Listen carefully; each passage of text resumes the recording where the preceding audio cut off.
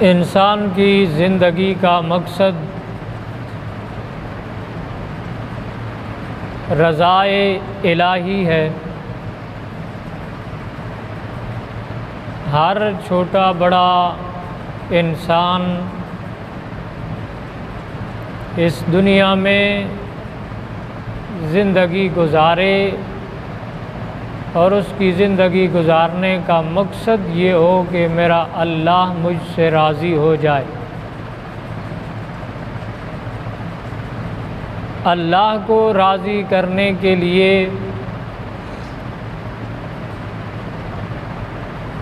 اللہ کا نازل شدہ دین شریعت محمد الرسول اللہ صلی اللہ علیہ وسلم کو اپنانا ضروری ہے۔ دین اسلام سے دور رہ کر اپنی من مرضی اور من چاہی زندگی گزار کر کوئی بندہ اللہ کو راضی نہیں کر سکتا۔ اللہ کی رضا تب ہی حاصل ہوتی ہے جب بندہ اللہ کی مان کر چلے اور شریعت محمد الرسول اللہ صلی اللہ علیہ وسلم کے مطابق زندگی گزارے۔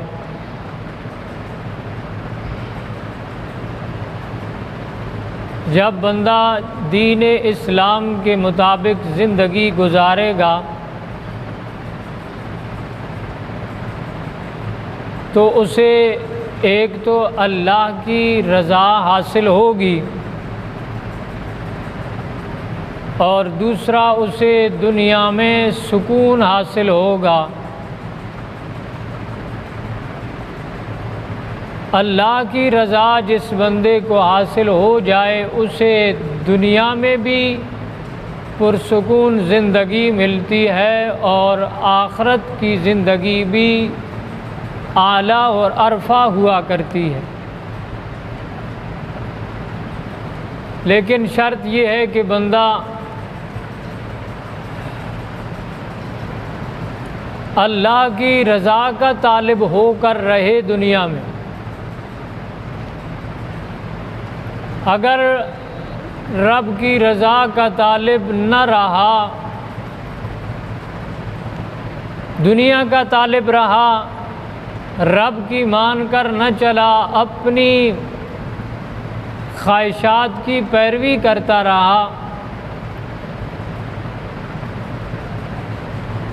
تو پھر اسے وہ جو بھی روپ اپنائے، جو بھی ڈھنگ اپنائے،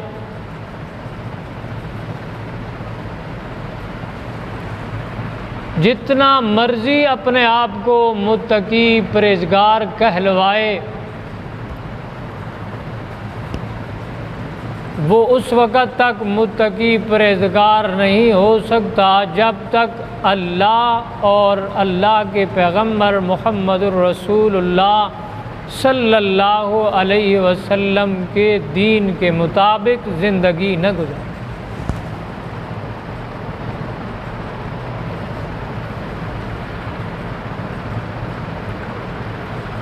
اللہ کی رضا حاصل کرنے کے لیے شریعت محمد الرسول اللہ صلی اللہ علیہ وسلم کو اپنانا ضروری ہے۔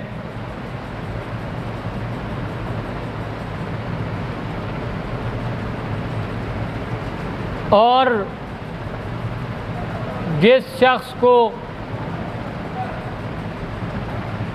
اللہ کی رضا مل جائے، یقیناً موت کے بعد قرآن مجید کے مطابق اس کے استقبال کے لیے اللہ کے نورانی فرشتے آئیں گے قیامت کے دن،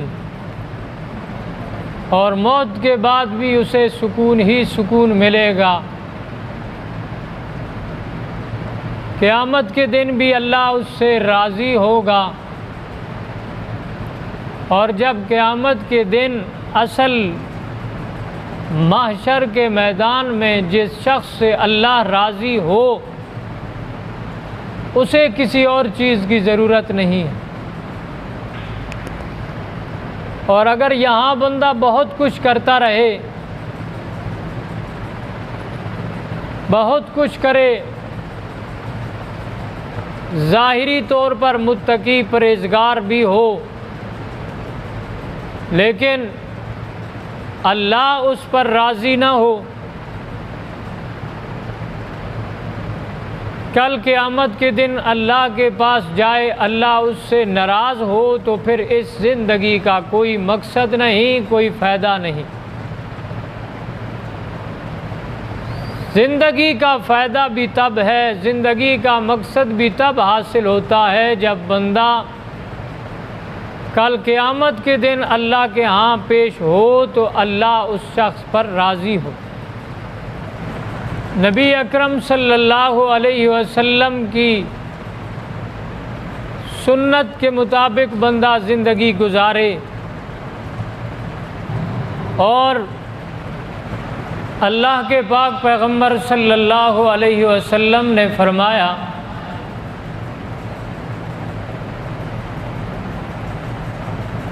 جس شخص کے اندر 4 چیزیں موجود ہیں، جسے 4 خصلتیں حاصل ہو جائیں،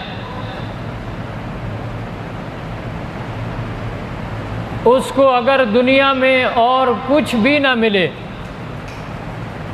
4 خصلتیں حاصل ہو جائیں تو اس کو اللہ دنیا میں بھی کامیابی دیتا ہے اور آخرت میں بھی کامیابی ملے۔ فرمایا قلباً ذاکراً، جس بندے کو اللہ رب العزت ذکر کرنے والا دل نصیب کر دے،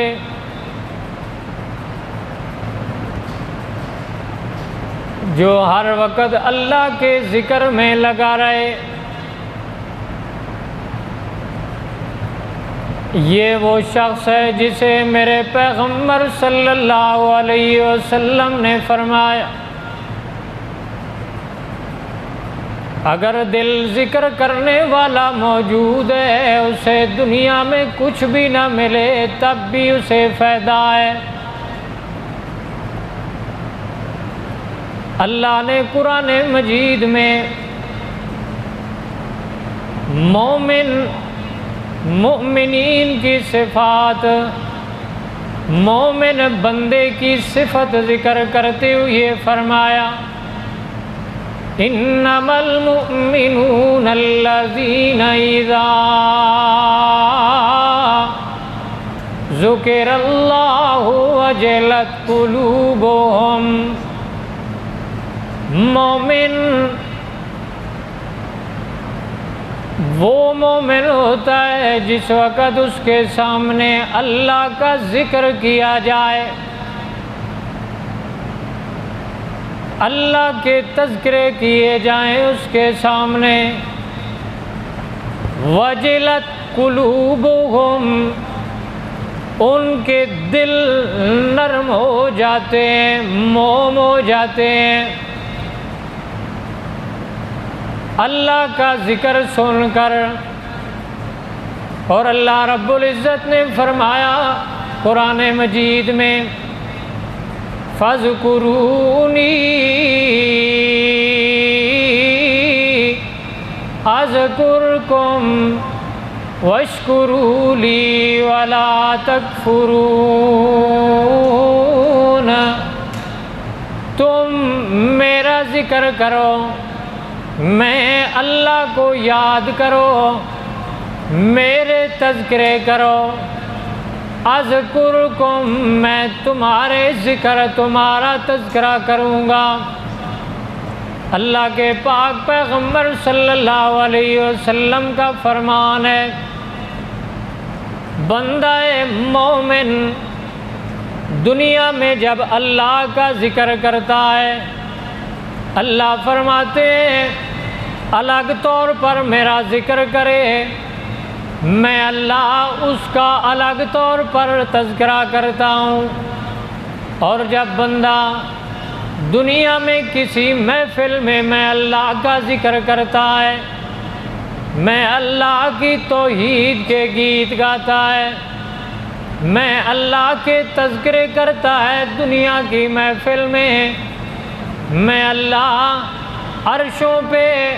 فرشتوں کی محفل بلا کے اس بندے کا تذکرہ کیا کرتا ہوں۔